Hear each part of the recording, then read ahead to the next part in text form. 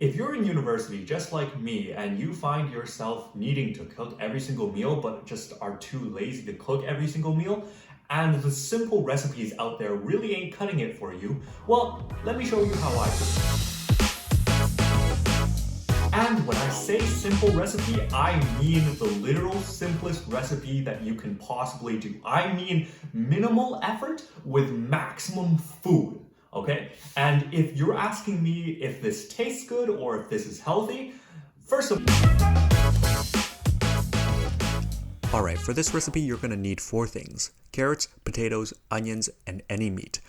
I would recommend as a side note to use something with a little bit more fat because you're going to shove this all in the oven and hope it cooks at the same time. Since this is an oven recipe, you're going to obviously need an oven and a baking sheet with some aluminum foil.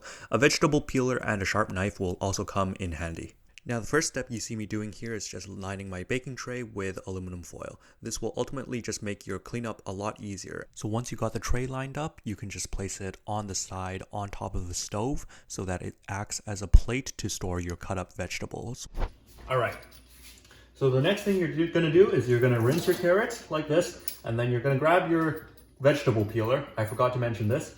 And you are just going to peel your carrots in the sink. Is probably the fastest way to do it. You'll clean up all the peels later, so don't even worry about them, right? And you're just gonna go and peel all your carrots. So just like that, 1 carrot is done, right?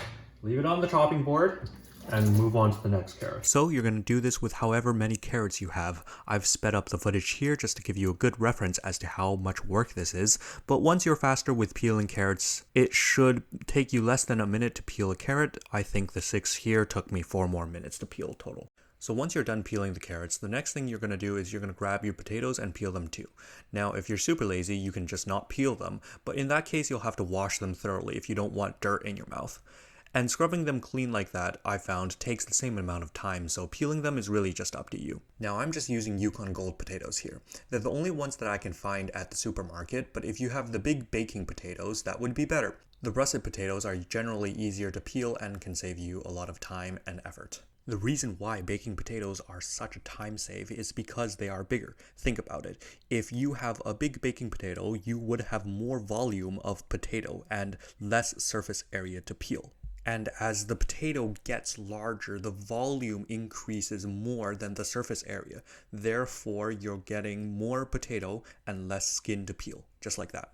Just as a word of caution, when you're peeling these potatoes, it is very easy to cut yourself, so make sure you have 1 finger probably on the back of the potato to keep it stable, and then the other finger just on top of the vegetable peeler. That way you don't accidentally cut one of your nails off. So once you're done peeling these vegetables, it's time to get on with chopping them. So the first thing you're going to do is you're going to grab your carrot, and you are going to tip and tail them just like this and chuck it in the sink. So you're going to probably just cut this into equal chunks. It doesn't really matter how wide or how narrow you chop them up. It just matters if they end up in your stomachs. Whoops, that's 1 missing. Let me grab that. So yeah, if that does happen, just rinse it and chuck it in the pan. All right. So you're going to repeat this for all the other vegetables. While you're watching me chop these carrots, let me tell you the reason why I decided to post a video like this, because I was kind of sick and tired of finding these quick and simple recipes online.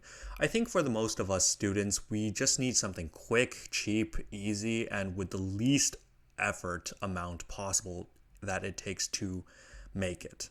And the end product has to be just somewhat okay and fills the stomach.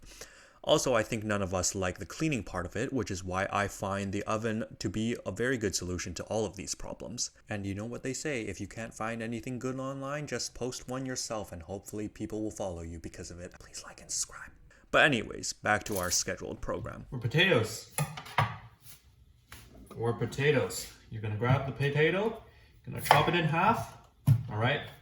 And you're going to chop it in half again, and then chop it maybe two times, just like that, all right? And then you're going to chop it roughly the same size as carrots, but that's how you do it, okay?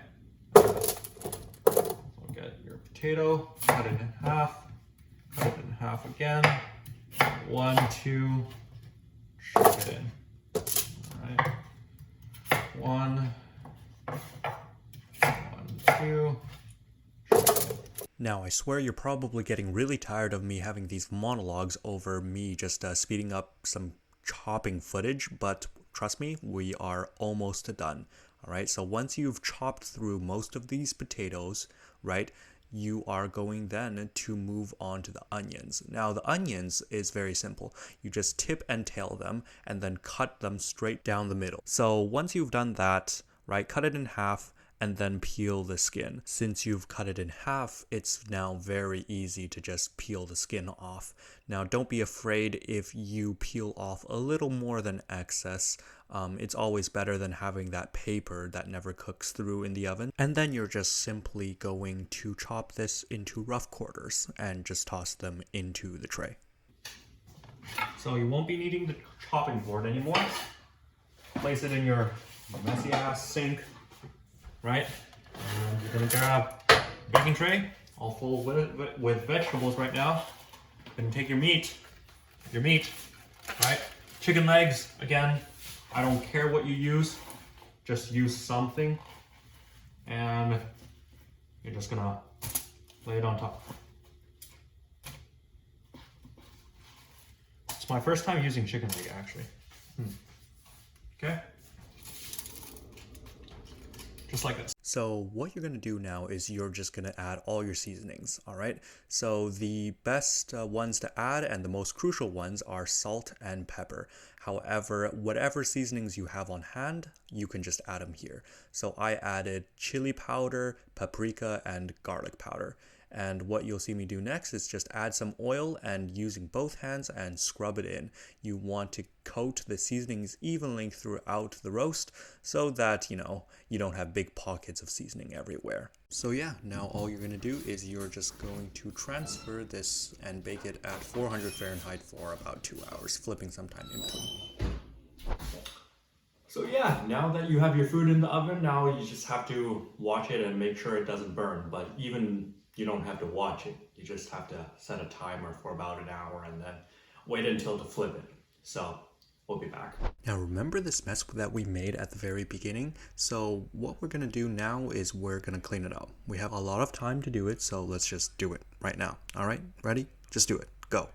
Now the cleanup procedure for this is actually very simple. So we're going to take out the cutting board right here and we're going to take our plastic bag, and all we're going to do is we are going to use our hands and scoop up all the peels that we made in the sink and stuff it in the bag. If you ever find that the peels are getting stuck on the sides of the wall, just use a little bit of water to rinse them out into the sink catcher thing below and then just dump it in your bag. Alright, so the next thing we're going to do is we are just going to put on some rice. So right now I don't have a rice cooker, so I'm just doing this with the stovetop. And right now you just see me eyeballing the amount of rice I need. I usually cook 2 to 3 meals. That's pretty much it. You just eyeball it and toss it into the stovetop and move on to washing it.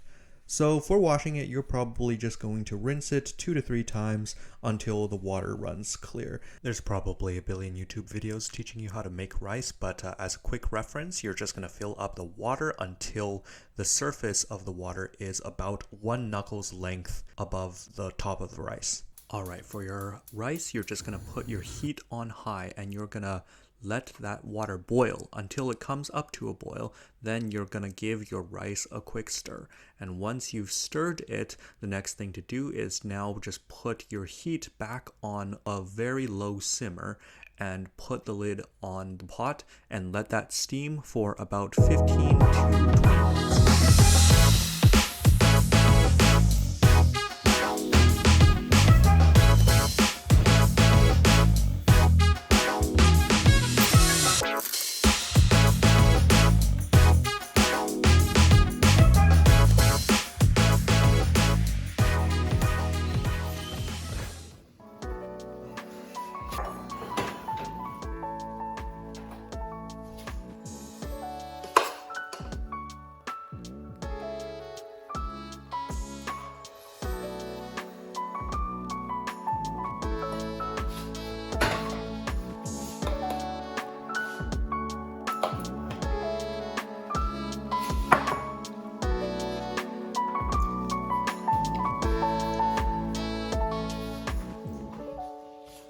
So yeah, so just go back to studying or whatever you were doing before you watched this video. And if you stayed until the end, yeah, I guess you're a real one, all right? But you should go, all right? Bye.